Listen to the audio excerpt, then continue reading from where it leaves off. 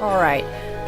Hello guys, welcome back to what I think is the 4th episode of Rockie Plays Tower of Saviors, where we will be taking on the forest stages, as of this episode. There's actually a fun fact. I'm supposed to be doing my maths homework. I think it's about, logarithms, locuses, geometric sequences? No, that's not it.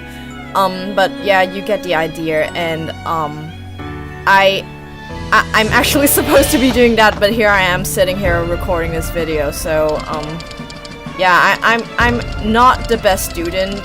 Like, if someone has to choose a student role model, it definitely would not be me. It just wouldn't, because I'm not your typical goody two-shoes student. I mean, like, I don't skip classes, I'm not that bad, I don't run away from school, but, I don't always hand in my homework, and, sometimes I just can't be bothered to pay attention in class. Actually quite a bit happened today, or maybe yesterday at school.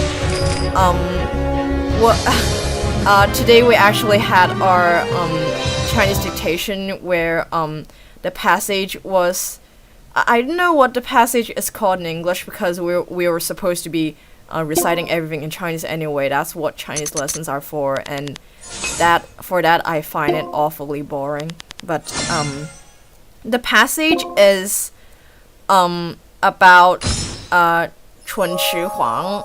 I think that's how you pronounce it. I'm not going to pronounce his English name, because our English teacher tried pronouncing it and she pronounced it as Kimchi Huangdi. So I'm not gonna risk pronouncing it as that. But basically it's about the Qi Emperor and King O, and basically he's from the Xian country, and he was sent, or I don't know, because I didn't really pay attention. He was either sent or voluntarily went to the Qing kingdom. I don't know. But he was sent there to assassinate the emperor.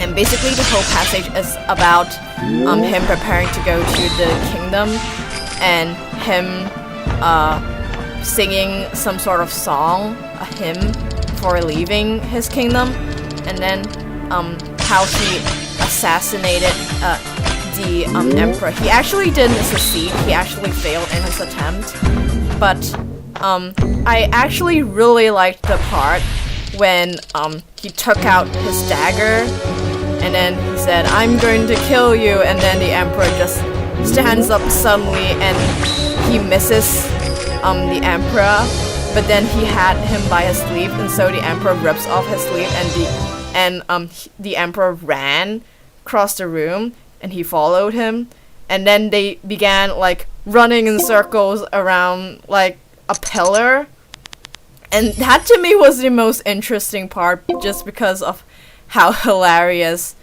it was, for an emperor to do that. Like, imagine an emperor being chased by an assassin and they were running in circles around a pillar. That's just really entertaining for me. But basically that was the passage. I actually, like, to me the passage doesn't really mean anything other than, some sort of story. I know some people are anal about oh my god, that's like history, and you shouldn't take it so lightly because it was the memory of our ancestors. That's cool if you think like that, but me, I'm just not that kind of person. I mean, some of the stories, like some of the Chinese history stories are like really cool, like the one ironically it's about that emperor as well. Kimchi Huangdi. That's not his actual name, don't quote me on it. But the story basically is he I forgot which kingdom was it. Maybe it's also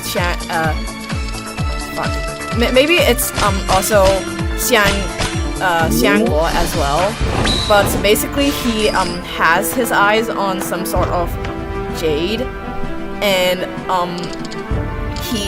he said to king of the other kingdom that he would trade like, I don't know, 10 cities. I don't know what they're called because I really don't pay attention. That's proof of me not paying attention in class. He said that he would trade 10 cities or 10 realms for that one piece of jade because it was just so beautiful. And but like the other emperor, he was afraid that the Qi emperor would trick him, and so he sent like I forgot the name of the person, and that is I feel like I don't have to explain myself anymore. But basically, he went there and then he threatened to smash the piece of jade against a pillar, and he got he got the emperor to like give them his land. He got the emperor to promise to give him the land if he would do something. I forgot what that something. Wow, I forgot a lot of things. But basically some sort of ritual. You have to wait a certain amount of days before seeing someone. But yeah, basically the end of story basically ends with the former kingdom gets to keep the jade, and the emperor doesn't have the jade anymore. But he still kept his land. Anyways, right now we've unlocked the city stages. I don't know what that's called in English, but we've unlocked a new stage in this game, which we'll be taking on in the next level. And basically, I forgot what I was doing here. Maybe I was showing you what kind of monsters I had, but I was trying to show off the card drawing mechanic because I actually have like a gift for beating the level. Yeah, and so this is a new card I got. It's a goddess, which I don't know. I generally prefer god-typed cards because their healing capability is really high. But anyways, we're nearing the end of the episode. I hope that you've enjoyed this episode, and I hope that I will see you next time as well. Bye.